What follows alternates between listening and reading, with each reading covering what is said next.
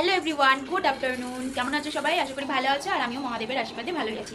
তো রেডি হয়ে নিয়েছি। তো আজকে যেহেতু একটা নিমন্ত্রণ আছে বড়দিদির বাড়িতে। আমি বলেছিলাম না আগের ব্লগে যে বড়দিদি সানডে করে ছুটি থাকে, তো আমাকে সে ইনভাইট করে মাঝে মাঝে। তো আজকে সেখানেই যাব। তো বড়দিদি বললো কালকে রাতে ফোন করে যে সুমি কালকে চলে আসিস। তো তাও তাড়াতাড়ি যেতে বলেছিল, তো লেট হয়ে গেছে। যাই হোক, বাচ্চা কাচ্চা থাকলে যেটা হয়। তো চলো দেখতে থাকো আর সঙ্গে থাকো, নেক্সট দেখতে থাকো। বাবানও দেখো এখানে বাবানও ফুল রেডি হয়ে গেছিলো। ও তো খুব খুশি, মানে বাইরে যেতে পারলে খুব ভালো। আর আজকে বাইরে যা রোদ দেখছি, বাপরে বাপ। তারপর যাই হোক, দুজন মিলে বেরিয়ে পড়লাম। তারপর ওখান থেকে বেরিয়ে সোজা গেলাম রিলায়েন্সে। হ্যাঁ, দিদি বাড়ি যাচ্ছি, কিছু তো নিতেই হবে, তাই না?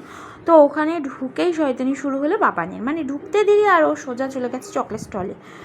একে নিয়ে আর পারি না, সত্যি কথা। জানো তো, বাবান আগে চকলেট ভালো খেত, বাট এখন খুব একটা ভালো খায় না। শুধু শুধু কিনবে আর ফ্রিজ জমবে।